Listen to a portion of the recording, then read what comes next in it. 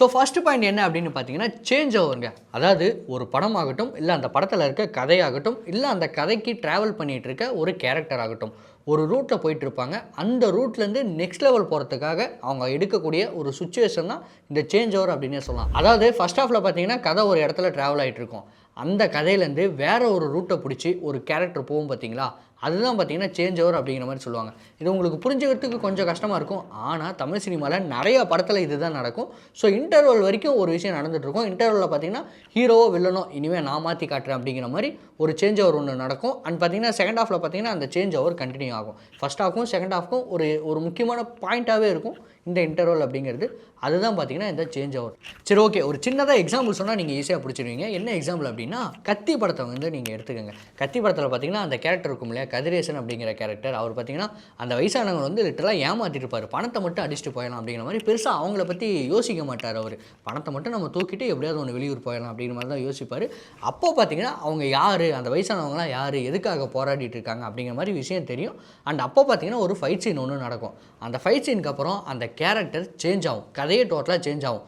உன்கிட்ட வந்து பணத்தை அடிக்க வந்தவனா இப்போ நான் உன்னையே காப்பாற்றுறேன் அப்படிங்கிற மாதிரி. அண்ட் அதே சமயத்தில் அந்த ஃபைட் சீனும் நடக்கும், வில்லனும் உள்ளே வருவார். அப்போ பார்த்தீங்கன்னா இவங்களுக்கு ஆதரவாக நான் இருக்கேன் அப்படிங்கிற மாதிரி இவர் பார்த்தீங்கன்னா ஃபோன் காலில் பேசுவார். ஐ எம் வெயிட்டிங் அப்படிங்கிற விஷயத்தையும் சொல்லுவார். ஸோ பணத்தை அடிக்க உள்ளே வந்த கதிரேசன் பார்த்தீங்கன்னா அவங்கள காப்பாற்றுறதுக்காக அவங்களுக்காக நிற்கிறான். ஸோ இந்த ஒரு சேஞ்ச் ஓவர் தான் பார்த்தீங்கன்னா செகண்ட் ஹாஃபில் ஃபுல்லாகவே நடக்கும். அந்த ஒரு செகண்ட் ஹாஃபில் நடக்கிறதுக்கு இந்த சேஞ்ச் ஓவர் ரொம்ப முக்கியமாக இருக்கும். ஸோ இதுதான் பார்த்தீங்கன்னா அந்த சேஞ்ச் ஓவர் அப்படிங்கிற விஷயம். இன்னொரு எக்ஸாம்பிள் கூட எடுத்துக்கலாமே, சிவாஜி படம் நீங்கள் எடுத்துக்கிட்டிங்கன்னா சிவாஜி லிட்டரலாக இதே மாதிரி தான். அதாவது சிவாஜி அப்படிங்கிற கேரக்டர் மக்களுக்கெல்லாம் நல்லது பண்ணும், அந்த யூனிவர்சிட்டி அப்படிங்கிற விஷயம் ஓப்பன் பண்ணுங்கிற மாதிரி நிறைய விஷயம் ட்ரை பண்ணிருப்பார். லீகலான வழியில் அவர் வந்து போயிட்டுருப்பார். பட் எதுவுமே பார்த்தீங்கன்னா அவரால் போக முடியாது, அவரால் ப்ராப்பராக செய்ய முடியாது. எல்லா இடத்துலையும் பார்த்தீங்கன்னா தடங்கள் வந்துக்கிட்டே இருக்கும். அந்த சமயத்தில் தான் அவர் என்ன பண்ணுறதுனே தெரியாமல் ரொம்ப குழம்பி போய் உட்காரப்போ ஒரு முடிவு பண்ணுவார். டாஸ் போட்டு பார்ப்பார்.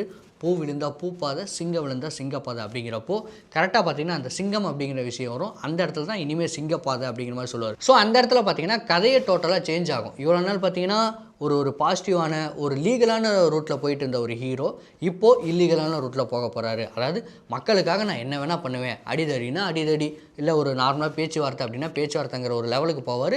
அதுதான் பார்த்தீங்கன்னா சிவாஜி படத்தில் இன்டர்வலில் நடக்கும். ஸோ இதுவுமே பார்த்தீங்கன்னா ஒரு சேஞ்ச் ஓவர் தான். அண்ட் அதே மாதிரி பார்த்தீங்கன்னா ரீசெண்டாக வந்த ஒரு படத்தை எடுத்துக்கலாம் அப்படின்னா டிராகன் படம். டிராகன் படத்தில் பார்த்தீங்கன்னா நிறைய இல்லீகலான விஷயம் செஞ்சு இந்த ஃபோர்ஜரிலாம் பண்ணி அவர் வந்து இந்த சர்டிஃபிகேட் அப்படிங்கிற விஷயம்லாம் ரெடி பண்ணிடுவார். ரெடி பண்ணி நல்ல வேலைக்கு போயிடுவார். பட் அப்போ பார்த்தீங்கன்னா மிஸ்கின் வந்து என்ன பண்ணுவார், நான் கண்டுபிடிச்சிட்டேன், உன்னை மாட்டி விடக்கூடாது அப்படின்னா நீ ப்ராப்பராக எக்ஸாம் எழுதி பாஸ் பண்ணி இந்த வேலையில் உட்கார் அப்படின்னு சொல்லிட்டு சொல்லுவார். ஸோ இவ்வளோ தூரம் அவர் ரெடி பண்ண விஷயம்லாம் உடஞ்சி போய் இப்போ திரும்பவும் ஃபஸ்ட்லேருந்து ஆரம்பிக்குது இல்லையா, கதையை டோட்டலாக சேஞ்ச் ஆகுது இல்லையா. அந்த இன்டர்வல் பாயிண்டில் பார்த்தீங்கன்னா அவர் காலேஜ் வாசலில் போய் நிற்பார். ஸோ இதுதான் பார்த்தீங்கன்னா அந்த சேஞ்ச் ஓவர்.